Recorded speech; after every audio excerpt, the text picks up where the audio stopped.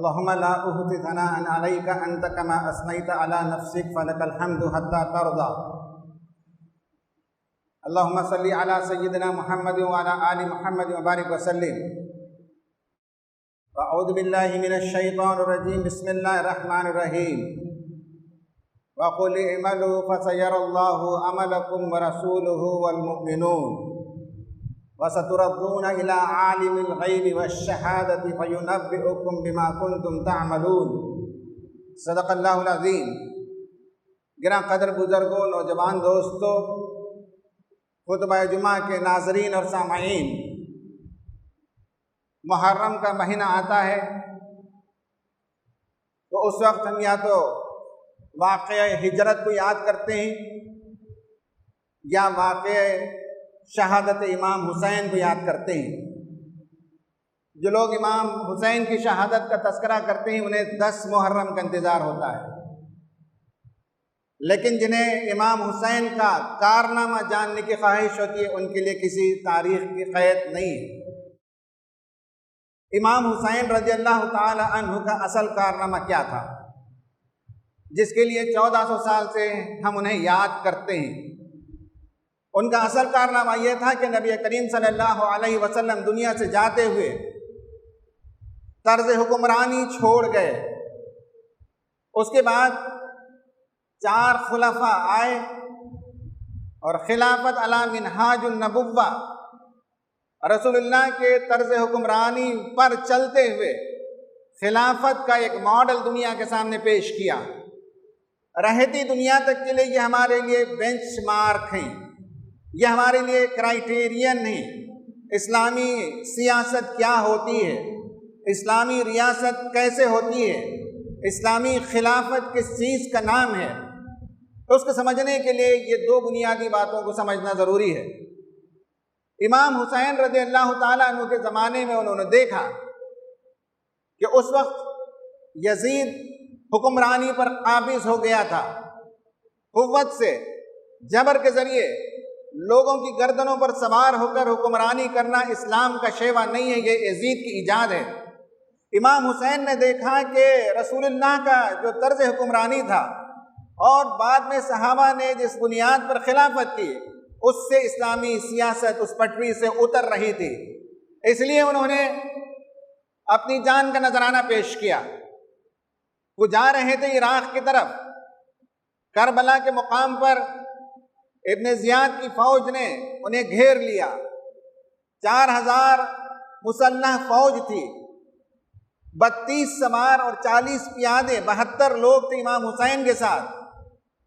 امام حسین نے کہا یا تو مجھے مکہ واپس جانے دو یا کسی اسلامی سرحد کے باہر کسی اور ملک میں جانے کی اجازت دو یا مجھے یزید کے پاس پہنچاؤ، میں جا کر اس سے بات کروں گا. لیکن انہوں نے ایک بات نہیں مانی. امام حسین کے ساتھ جتنے مرد تھے سب کو شہید کر دیا. امام حسین لڑتے لڑتے جب گر پڑے، زخمی ہو گئے تو انہیں ذبح کر دیا گیا. ان کے جسم میں جو قیمتی چیزیں تھیں انہیں لوٹ لیا گیا.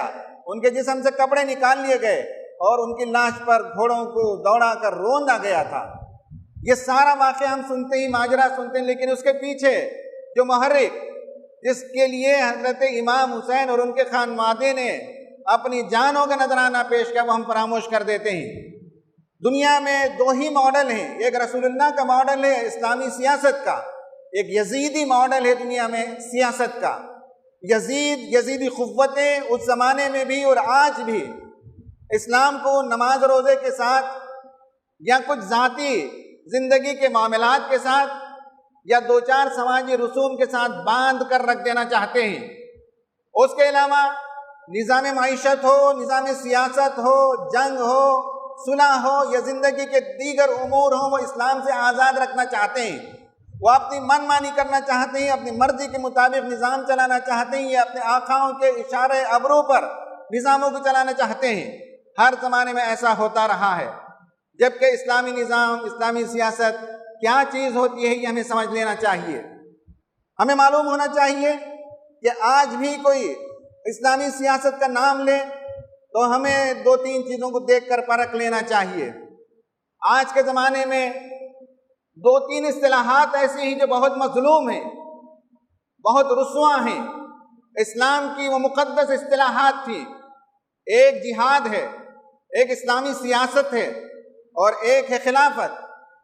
حالات نے کچھ ایسا پلٹا کھایا کہ جس کے نتیجے میں جہاد کو لوگوں نے دہشت گردی کے ساتھ جوڑ دیا. جہاد سول وار کا نام نہیں ہے، جہاد عام انسانوں کو قتل کرنے کا نام نہیں ہے، جہاد عوام الناس کو دہشت میں مبتلا کر کے رکھنے کا نام نہیں ہے. جہاد ایک مقدس فریضہ ہے، وہ خدا کی تعلیمات کے مطابق دنیا کے سوشل آرڈر کو بنانے کا نام ہے، ظلم کے خلاف سوشل ریزسٹنس کرنے کا نام ہے، خدائی تعلیمات کے مطابق اور خدا کی خوشنودی کے لیے، ایک ریولیوشن کے لیے اپنی زندگی کی تمام صلاحیتوں کو اس کام میں لگا دینے کا نام جہاد ہے. مولانا مودودی رحمۃ اللہ علیہ نے بہت ہی خوبصورت ڈیفینیشن پیش کیا. جہاد کا مطلب ہے to exert one's utmost endeavor in furthering a cause. جہاد اپنی تمام تر طاقت اور صلاحیت کو ایک مقصد کی تحصیل کے لیے لگا دینے کا نام ہے. اس کے برعکس دنیا میں کوئی کچھ بھی کہے، کسی کی تاریخ ہی کسی کا تعارف ہے. مائی ہسٹری از مائی انٹروڈکشن. گزشتہ 20-25 سال میں آپ نے مجھے جو کچھ دیکھا ہے وہی میرا تعارف ہے. میں کوئی بلند بانگ دعوے کر لوں اس کا کوئی اعتبار نہیں ہے. وہ پائس وشز ہو سکتے ہیں، وہ مقدس خواہشات کا نام ہو سکتا ہے. قرآن کہتا ہے تمہارے زبانی جمع خرچے سے ہمیں کوئی مطلب نہیں ہے. وَقُلْ اعْمَلُوا، کہو ان سے کہ عمل کر کے دکھاؤ. فَسَيَرَ اللَّهُ عَمَلَكُمْ وَرَسُولُهُ وَالْمُؤْمِنُونَ. اللہ بھی دیکھنا چاہتا ہے جو کچھ تم کہتے ہو اس کے مطابق تمہاری زندگی ہے کہ نہیں ہے. رسول بھی دیکھنا چاہتا ہے، مومنین بھی دیکھنا چاہتے ہیں تمہارے اعمال گواہی دیں کہ واقعتاً تم اس کام کے لیے سرگرم عمل ہو جس کے لیے حضرت حسین نے اپنی زندگی کا نذرانہ پیش کیا. کہا کہ عمل کرنے کے باوجود من کے اندر، دل کے اندر کس مقصد کے لیے تم نے یہ کام کیا اس کا اندازہ لگانا تمہارے بس کی بات نہیں ہے. وَسَتُرَدُّونَ إِلَىٰ عَالِمِ الْغَيْبِ وَالشَّهَادَةِ. تمہیں لوٹا دیا جائے گا اس پروردگار کی طرف جو تمہارے چھپے اور کھلے سب سے واقف ہے، اور تمہیں بتا دے گا تم نے یہ کام کس کے لیے کیا تھا، خدا کی خوشنودی کے لیے کیا تھا یا کسی اور مقصد کے لیے کیا تھا. تو پہلی اصطلاح جو رسوا ہوئی ہے وہ ہے جہاد. وہ ایک مقدس فریضے کا نام ہے، خدا کے دین کے لیے ہے، انسانوں کی بھلائی کے لیے ہے، ظلم کے خاتمے کے لیے ہے، عدل و انصاف کے قیامت کے لیے کی جانے والی جد و جہد کا نام ہے. دوسرا یہ ہے کہ اسلامی سیاست، اسلامک اسٹیٹ کے نام سے ہم جو کچھ قریب میں دیکھتے رہے ہیں وہ عین اسلامی سیاست کے خلاف ہے. غیر اسلامی حرکتوں کا نام اسلامک اسٹیٹ رکھ دینے سے وہ اسلامک اسٹیٹ نہیں بن جاتا. لوگوں کو ڈرانا، دھمکانا، قتل عام کرنا، بربریت کرنا، دہشت گردی کرنا، اور نام اگر اسلامک اسٹیٹ رکھ لیا جائے تو وہ اسلامک اسٹیٹ نہیں ہوتا ہے. اسلامک اسٹیٹ نبی کریم صلی اللہ علیہ وسلم نے جو قائم کیا تھا وہی اسلامک اسٹیٹ ہے، اور اس کے خد و خال یہی میں آپ کو بتاتا ہوں. نمبر 1 ہے کہ جب آپ مدینہ تشریف لے گئے تو وہاں قبائل کے درمیان جنگ و جدال کا ایک طویل مرحلہ تھا. آپس میں لڑتے لڑتے تھک گئے تھے اوس اور خزرج اور دیگر قبائل. اسلامی ریاست کا پہلا کام تھا سیز فائر، سول وار کو اینڈ کرنا. سب سے پہلا کام آپ صلی اللہ علیہ وسلم نے کیا. دوسرا کام آپ صلی اللہ علیہ وسلم نے فرمایا انویلنگ این اکنامک سسٹم. ایک معاشی نظام کو مدینہ پہنچنے کے فوراً بعد آپ نے دنیا کے سامنے آشکارا کیا. صحابہ کو بھائی بھائی بنایا، مدینہ مارکیٹ بنایا، اور معیشت کو مستحکم کرنے کے لیے پورا معاشی نظام دیا. یہ اسلامی ریاست کا دوسرا کام تھا جو نبی کریم صلی اللہ علیہ وسلم نے کیا. تیسرا کام تھا کہ آپ صلی اللہ علیہ وسلم نے انکلوسیو اینڈ پلورل کانسٹیٹیوشن، ایک دستور بنایا ریاست کے لیے جس میں سب کے حقوق تھے، یہودیوں میں سے بنی قینوقا کا ذکر ہے، بنو نذیر کا ذکر ہے، بنو قریظہ کا ذکر ہے، عیسائیوں کا ذکر ہے، بنی غطفان کا ذکر ہے، اوس کا ذکر ہے، خزرج کا ذکر ہے، انصار کا ذکر ہے اور مہاجرین کا ذکر ہے۔ سب پر مشتمل انکلوسیو کانسٹیٹیوشن آپ نے بنایا۔ نمبر 4 یہ ہے کہ بتایا کہ مدینے میں بیرونی طاقتوں کی مداخلت نہیں ہونی چاہیے۔ مدینہ برباد ہوتا ہے تو سب کی بربادی ہے، مدینہ ترقی کرتا ہے تو سب کی ترقی ہے۔ Keeping Medina safe from foreign forces, rebuilding Medina plan پیش کیا۔ مدینہ کی تعمیر نو آپ کیسا کرنا چاہتی، سڑکیں کیسے ہوں گی، اس کی چوڑائی کیسی ہوگی، سینسس کیسے لیا جائے گا، ساری چیزوں کی تفصیل آپ نے پیش فرمائی۔ نمبر 5۔ نمبر 6 آپ نے ایک جسٹس کا سسٹم دیا۔ نمبر 7 آپ نے ایجوکیشن کا سسٹم دیا، اور کہا جاتا ہے دنیا کی پہلی ریزیڈنشیل یونیورسٹی تھی، صفہ نام سے صحابہ وہاں پڑھتے تھے۔ Number 8 participation of women in all spheres of life, تمام امور میں عورت اپنی فطرت، اپنے مزاج کے مطابق حصے دار تھی، معیشت میں بھی تھی، جنگوں میں بھی وہ جاتی تھی۔ یا اور بات ہے کہ تلوار اٹھا کر نہیں لڑتی تھی، لیکن ان کا بھی شیئر تھا، اور اکانومی میں بھی ان کا شیئر تھا، ایجوکیشن میں بھی نبی کریم صلی اللہ علیہ وسلم کی مجلس میں آ کر بیٹھتی اور تعلیم حاصل کرتی تھی۔ یہ 8 بنیادی چیزوں کا ڈکلیریشن ہوا، اور مدینے کے 10 سال میں لوگوں نے دیکھا کہ یہ ہوتی ہے اسلامی ریاست، یہ ہوتا ہے اسلامک اسٹیٹ، جہاں سیز فائر ہو، جہاں نبی کریم صلی اللہ علیہ وسلم نے اکنامک پلان لوگوں کو بتایا، جہاں ایک کانسٹیٹیوشن ہو، اور جس کی بنیاد پر نبی کریم صلی اللہ علیہ وسلم نے لوگوں کے سامنے مدینہ کے بلڈنگ کا پلان دیا، مدینہ کو ایکسٹرنل فورسز سے محفوظ رکھنے کی بات کی، جسٹس کا سسٹم دیا، ایجوکیشن کا سسٹم دیا، اور عورتوں کے پارٹیسپیشن کو یقینی بنایا۔ یہ ہے اسلامی ریاست۔ اور تیسری اصطلاح ہے وہ خلافت ہے۔ خلافت کے نام سے بھی ہم نے دیکھا کہ جنگ و جدال کا نام خلافت نہیں ہے، تلوار کی بنیاد پر فیصلے کرنے کا نام خلافت نہیں ہے، مسلمانوں کو صفوں میں تقسیم کر کے، نظریات میں تقسیم کر کے، مسلکوں میں تقسیم کر کے ایک گروہ کے صفایا کرنے کا نام خلافت نہیں ہے۔ خلافت کیا چیز ہے؟ حضرت ابو بکر صدیق رضی اللہ تعالیٰ عنہ، حضرت عمر رضی اللہ تعالیٰ عنہ، حضرت عثمان رضی اللہ تعالیٰ عنہ اور حضرت علی رضی اللہ تعالیٰ عنہ نے جو نظام پیش کیا اس کا نام اسلامی خلافت۔ اور دنیا میں یہی بینچ مارک ہے، یہی بلو پرنٹ ہے، اسی کی بنیاد پر دوسروں کو جانچا جائے گا، ٹیسٹ کیا جائے گا۔ اس میں نمبر 1 ہے الیکٹڈ لیڈر۔ خلیفہ کوئی اپنے آپ کو براجمان نہیں کر لے گا، اپنے آپ کو منتخب نہیں کر لے گا، اپنا سلیکشن خود نہیں کرے گا، پبلک، عوام، مسلمان اسلامی ریاست کے سٹیزنز الیکشن کریں گے۔ حضرت ابوبکر کے انتخاب کا طریقہ الگ تھا، حضرت عمر کا طریقہ الگ تھا، حضرت عثمان جس طریقے سے اقتدار پر آئے وہ الگ تھا، حضرت علی جس طرح سے اقتدار پر آئے وہ الگ تھا۔ زمانے کے لحاظ سے سسٹم کو ڈیوائز کیا جا سکتا ہے، سسٹم کو ڈیزائن کیا جا سکتا ہے، سسٹم کو انوینٹ کیا جا سکتا ہے، لیکن الیکٹڈ لیڈر ہوتا ہے خلیفہ۔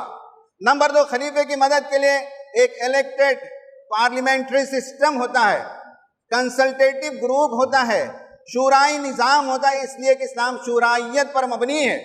شورائی نظام پایا جاتا تھا صحابہ کرام رضوان اللہ تعالی علیہم اجمعین کے زمانے میں۔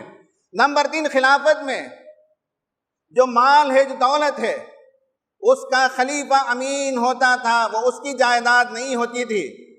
He was the custodian of public wealth، عوام کے پیسوں کا وہ امین ہوتا تھا، اور پائی کا حساب دینا اس کی ذمہ داری ہوتی تھی۔ نمبر 4، austerity measures، خلیفہ عام انسانوں کی سطح پر زندگی بسر کرتا تھا۔ خلفائے راشدین کے بارے میں کہ عام جو پبلک ہے اس سے بھی نیچے سطح کی زندگی بسر کرتے تھے، سو کی روٹی کھا کر زندگی بسر کرتے تھے، موٹے دھاڑے کپڑے پہن کر زندگی بسر کرتے تھے۔ آسٹریٹی میجر، خلیفہ وہ ہوتا ہے جس کی سادگی ہوتی ہے، جو عوام میں عوام کے مطابق ہوتا ہے، وہ عوام سے بلند نہیں ہوتا، ٹھاٹ باٹ کی زندگی بسر نہیں کرتا، اور پبلک کے پیسوں کو اپنی ذات پر خرچ نہیں کرتا۔ یہ خلافت میں چوتھی بات ہے جو ہم نے دیکھا ہے۔ 5ویں نمبر پر فریڈم آف اسپیچ، وقت کے خلیفہ کو کوئی بھی اٹھ کر سوال کر سکتا ہے، یہ فریڈم تھا۔ پوچھنے کا، بات کرنے کا، لکھنے کا۔ Freedom of speech important element ہے خلافت کا جو صحابہ اکرام نے قائم کیا تھا۔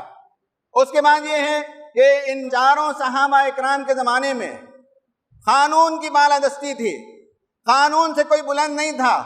وقت کا خلیفے کا بیٹا بھی جرم کرے تو اسے حاضری دینی پڑتی تھی پولیس کے سامنے۔ یہ جو جوڈیشری ہے، گورنر کا بیٹا بھی ظلم کرتا تو اسے بھی سزا دی جاتی تھی۔ وہ تھا لا کا انفورسمنٹ۔ پھر یہ کہ انڈیپینڈنٹ جوڈیشری، وقت کے خلیفہ کے خلاف بھی کورٹ میں جایا جا سکتا تھا، اور چیف جسٹس وقت کے خلیفہ کو بلا کر کٹہرے میں کھڑا کر کے اس سے سوال کر سکتا تھا۔ یہ ان کے پاس پایا جاتا تھا۔ اور 8واں ایلیمنٹ وہ یہ تھا کہ ٹرائبل پریجوڈائسز کو، قبائلی عصبیت کو صحابہ کرام نے ختم کیا تھا۔